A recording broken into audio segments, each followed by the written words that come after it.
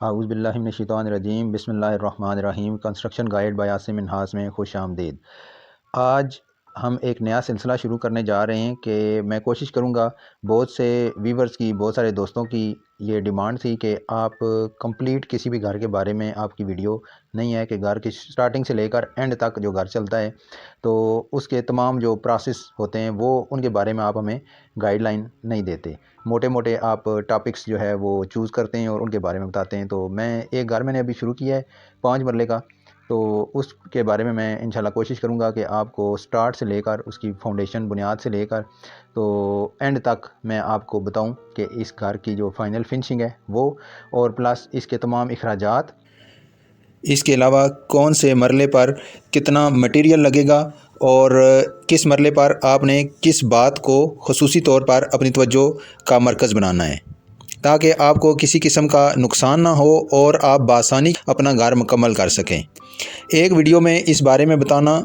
तकरीबन कह लें कि नामुमकिनात में से है, लेकिन मैं अपनी अभी 5 मरले की एक प्ले लिस्ट के अंदर, अगर आप मेरे चैनल में जाएंगे तो प्ले लिस्ट के अंदर 5 मरला हाउस, 5 मरला घर, तो उसके अंदर मैं 5 मरले के घर की वीडियो डालूंगा। उसके अलावा अगर मैं 7 मरले का घर शुरू करता हूं तो उसके मतलब, और हर एक साइज़ के घर की मैं, मिसल कनाल का घर है, 10 मरले का घर है, तो हर एक घर की मैं अलग अलग जो है वो प्ले लिस्ट डालूंगा और उसके मतलब मैं आपको इंशाल्लाह स्टार्ट से लेकर एंड तक उसकी फाउंडेशन कैसे स्टार्ट करनी है, फाउंडेशन का ख़र्चा कितना है, फाउंडेशन स्टार्ट करने का प्रोसेस क्या है,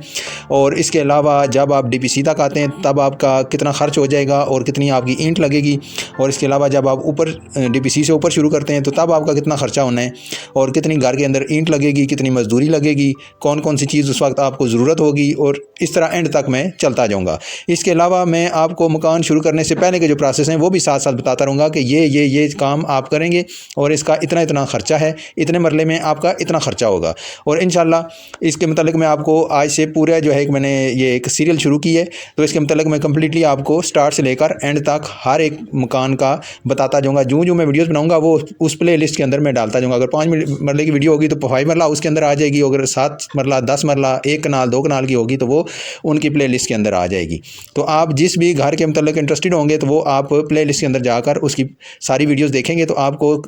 काम स्टार्ट करने से पहले ही पता होगा कि कौन कौन से मरले के अंदर हमने कौन कौन सा प्रोसेस शुरू करना है और कौन कौन सी बातें हैं जिनको हमने जहन में रखना है और ये गलतियां नहीं करनी ताकि हमारा एक परफेक्ट किस्म का घर बन जाए। वीडियो को शुरू करने से पहले आपसे दरख्वास्त है कि अगर आपने अभी तक हमारे इस चैनल को सब्सक्राइब नहीं किया तो बराए करम हमारे इस चैनल को सब्सक्राइब कर दें और घंटी के बटन को प्रेस कर दें ताकि मेरी आने वाली वीडियो का हर नोटिफिकेशन आपको मौसूल हो और आपके नोटिस में हो कि फ़लाँ वीडियो इस चैनल की अपलोड हो चुकी है और आप वो आसानी के साथ बगैर ढूंढे आपके सामने वो लिस्ट के अंदर मौजूद हो और आप उसे बआसानी देख सकें।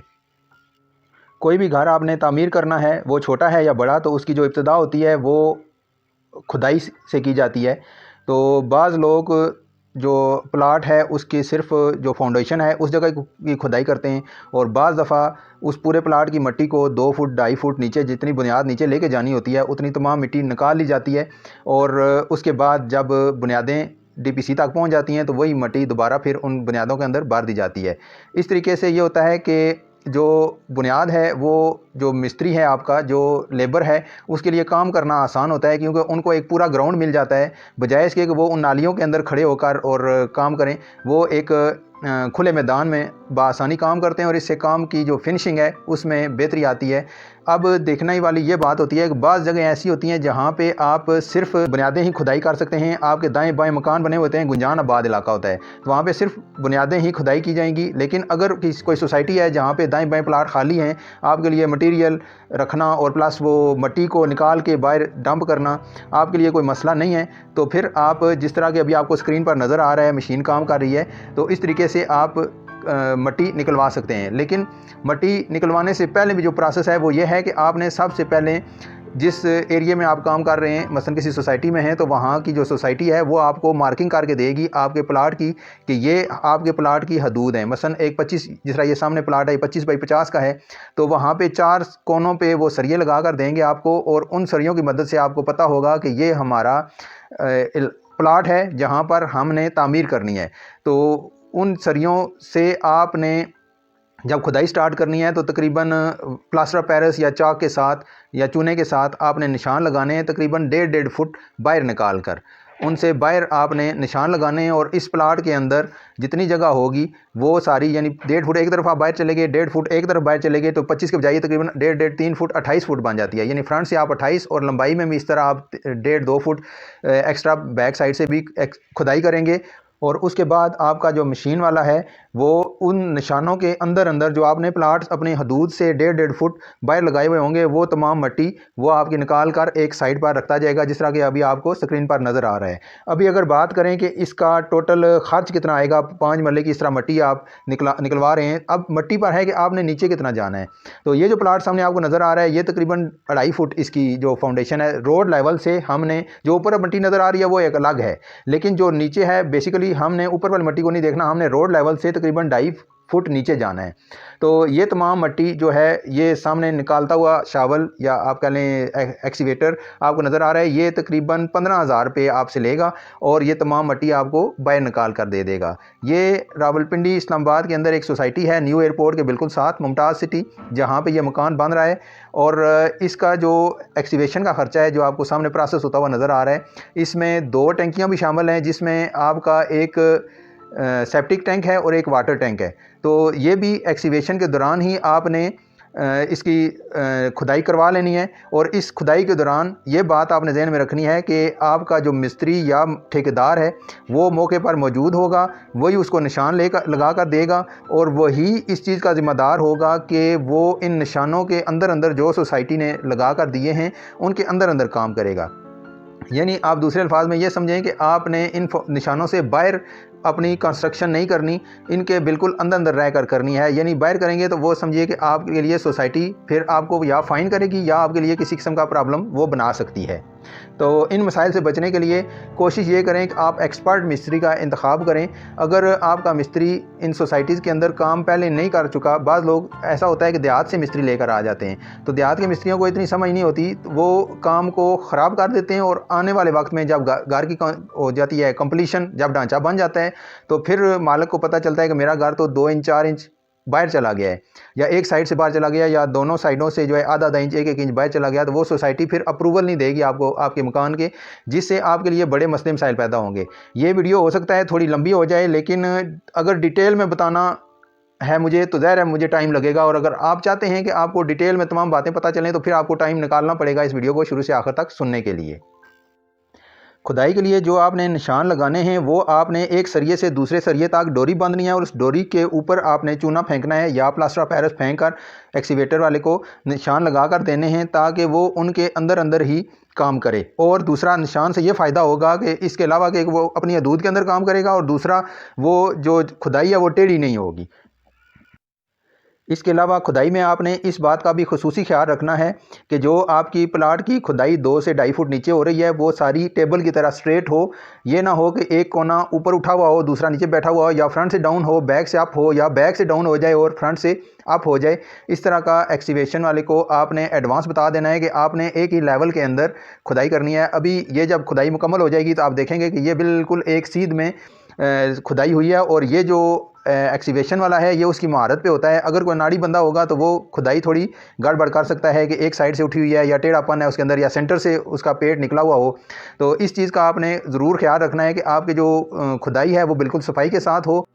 किसी भी कोने या किसी भी साइड से वो उठी हुई ना हो, इस बात का आपने ख़ास ख्याल रखना है। और या किसी भी एक साइड से ज़्यादा बैठी हुई ना हो, बल्कि बिल्कुल लेवल हो, यानी किसा मुख्तार ये कि बिल्कुल टेबल की तरह प्लेन होनी चाहिए। और इसके अलावा आपने जिस तरह कि अभी आपको स्क्रीन पर नज़र आ रहा है, जो आपकी साइड बनती है उससे जो आपका ये शावल है, जो एक्सीवेटर है, ये अपने पंजे के साथ उसको बिल्कुल प्लेन करे, दीवार की तरह, बिल्कुल जिस तरह दीवार स्ट्रेट होती है 90 की डिग्री में, इस तरीके से इस तरह शावल का सारा आपने इसका पंजा इस तरह साथ लगवाना है, ताकि वो जितनी भी एक्स्ट्रा मिट्टी है, टेढ़ी मड़ी मिट्टी है, वो सारी बिल्कुल सीधी कर दे। तो ये बात भी बहुत ही ज़्यादा ज़रूरी है, क्योंकि जब दीवार बनती है तो दीवार क्योंकि सीधी बनेगी, तो वो तभी सीधी बनेगी जब आप की ये जो कटिंग है, जो खुदाई है, वो सीधी होगी, तो इतनी ही ज़्यादा आपकी काम के अंदर फिनिशिंग और सफाई आएगी। इस बात का भी खुसूसी ध्यान रखिए कि आपने अपने प्लाट की जो दीवारों की है सफाई वो करवाने के बाद जो उसको 90 का एंगल आपने देना है। उसके बाद जो थोड़ी बहुत ही मिट्टी बचती है, पहले तो कोशिश यही करें कि आप मैक्सिमम मिट्टी यहाँ से उठवा दें। लेकिन अगर ऐसा होता है कि मिट्टी मुकम्मल तौर पर नहीं उठती, तो फिर जिस तरह कि आपको शावल का ये पंजा नज़र आ रहा है एक्सीवेटर का, ये इस तरीके से चलाकर इस मिट्टी को प्लान कर दें ताकि एक जगह जगह से मिट्टी उठी और बैठी हुई नज़र ना आए, बल्कि वो मैक्सिमम अपनी जगह पर बैठ जाए। इस तरीके से उसको आपने प्लान करवा देना है, जिस तरह कि अभी आपको सामने स्क्रीन पर नज़र आ रहा है। जब ये 2 से 2.5 फुट की बुनियाद तमाम मिट्टी इसकी निकल जाए और ये खुदाई मुकम्मल हो जाए, तो इसके बाद आप इसी एक्सीवेशन वाले को निशान लगा कर दें अपनी टैंकी का और सेप्टिक टैंक का, और साथ ही इसकी मौजूदगी में ही निशान लगा दें और वो आपको मिट्टी निकाल कर दे देगा। क्योंकि अगर आपने शुरू में ये काम ना किया तो इसको आपको दोबारा बुलवाना पड़ेगा और दोबारा आने के फिर ये आपसे पैसे चार्ज करेगा, जिससे आपके जो मकान की कास्ट है वो ज़्यादा हो जाएगी। तो ये निशान वाला काम जो है ये आपका करेगा ठेकेदार, जो कि मौके पर मौजूद होगा। जैसे ही वो उसको प्लान कर लेगा सारे प्लाट को, 2 से 2.5 फुट नीचे चला जाएगा, तो वो पैमाइश करके कि टैंकी किस जगह आनी है, वहाँ पे प्लास्टर ऑफ पेरिस के साथ डोरी बांध कर वो या अपने फीते से इस तरह निशान लगा देगा कि यहाँ से लेकर यहाँ तक आपने हमें टैंकी खोद कर देनी है और इस जगह पर आपने इतना बड़ा हमें सेप्टिक टैंक खोद कर देना है। जिस तरह के इस मकान के अंदर हमने काफ़ी बड़ा टैंक बनाया है पानी का, जिसके अंदर 2 बड़े पानी के जो टैंकर हैं वो आ सकते हैं। इसका जो साइज़ है वो तकरीबन बनेगा 8 फुट। ये मुकम्मल जब तैयार होगा तो 8 फुट चौड़ा होगा, 10 फुट लंबा होगा, 10 फुट ही गहरा होगा। तो इतना बड़ा टैंक 5 मरले के घर के अंदर आमतौर से नहीं बनाया जाता। आमतौर से जो बनाया जाता है वो 6 फुट बाई 4 फुट का होता है और 4 से 6 फुट मैक्सिमम या 7 फुट वो गहरा रखते हैं। तो ये बहुत बड़ा हमने टैंक बनाया है ताकि अगर पानी का बाद में कोई प्रॉब्लम होता है तो स्टॉक घर के अंदर मौजूद होना चाहिए। कि बाद दफ़ा ऐसा होता है कि वो पानी वाले को फ़ोन करो तो वो इतना जल्दी नहीं आता और इतना टाइम जल्दी से नहीं देता, बल्कि हो सकता है एक दिन 2 दिन इंतज़ार करना पड़े। तो अगर इस तरह की सिचुएशन बनती है तो उसको हमने एडवांस प्री प्लानिंग में अपने जहन में रखा है और इसके लिए एक बड़ा टैंक बना दिया है ताकि अगर पानी स्टॉक करना पड़े तो हमारे पास जगह वाफर मिकदार में मौजूद हो। इन टैंक्स की जो तफसील है वो जब आगे हमारी वीडियोस नई बनेंगी और जब काम हमारा आगे चलेगा तो उनके मतलब हम पूरी डिटेल में बताएंगे कि इनकी दीवारें कितनी मोटी रखनी है, इनमें सरिया कितना डालना है, वो पूरी डिटेल आपको साथ साथ हम इसके मतलब बताते रहेंगे। अभी सिर्फ खुदाइयों की बात हो रही है तो इसके मतलब आपको मैंने बता दिया है कि आपने एडवांस खुदाइयाँ करवा कर रखनी हैं। इसी तरह आपने सेप्टिक टैंक जो आपका आएगा उसके भी आपने निशान लगा देने हैं, जो कि आपका ड्राइंग के सामने आमतौर से जो ओपन जगह छोड़ी जाती है वहाँ पे दिया जाता है। ये बहुत बड़ा नहीं होता, ये छोटा सा टैंक बनाया जाता है। तो इसकी भी आपने जो एडवांस मार्किंग है आपके ठेकेदार उसी वक्त जब आपका मशीन वाला आया हुआ होगा तो उसी वक्त वो उसको मार्किंग करके देगा। और जिस तरह आपको सामने ये स्क्रीन पर नज़र आ रहा है तो ये अभी वो खुदाई आपके कर रहा है सेप्टिक टैंक की। तो इस तरह से आपने ये दोनों टैंक्स की खुदाई आपने उसी वक्त करवा लेनी है ताकि ये फ्री हो जाए, क्योंकि एक दफ़ा ये चला गया तो फिर जब ये दोबारा आएगा तो ये पैसे ज़्यादा चार्ज करेगा आपसे। तो मैंने कोशिश की है कि मैं कोई चीज़ बीच में से मिस ना हो, लेकिन अगर फिर भी मुझसे रह गई है तो मैं आपसे ये दरख्वास्त करूँगा कि आप कमेंट सेक्शन के अंदर मुझसे कर सकते हैं रब्ता। इसके अलावा मेरे व्हाट्सएप नंबर पर भी आप मुझसे रब्ता कर सकते हैं। अगर आप रावलपिंडी और इस्लामाबाद के अंदर किसी जगह अपना घर बनवाना चाहते हैं और आपको मुनासिब और अच्छे बंदों की तलाश है कि जो आपका काम नहायत ही ईमानदारी के साथ करवाएं और उसमें आपका किसी किस्म का नुकसान ना हो, तो उसके लिए आप मेरी खिदमत हासिल कर सकते हैं। इस वीडियो की डिस्क्रिप्शन के अंदर मेरा व्हाट्सएप नंबर दिया हुआ है, इस नंबर पर आप मुझसे रब्ता कर सकते हैं। आपसे दरख्वास्त यह है कि अगर आपने अभी तक मेरे इस चैनल को सब्सक्राइब नहीं किया तो बराए करम मेरे इस चैनल को सब्सक्राइब कर दें, घंटी के बटन को भी प्रेस कर दें और मेरी इस वीडियो को अगर आप इस काबिल समझें कि ये मेरी काविश आपको पसंद आए तो बराए करम इसको लाइक ज़रूर कर दें। अभी तक के लिए इतना ही। आसम नाज को इजाज़त दीजिए। अगली वीडियो में इंशाअल्लाह नए टॉपिक के साथ आपसे मुलाकात होगी। अपना ख्याल रखिएगा। अल्लाह हाफिज़।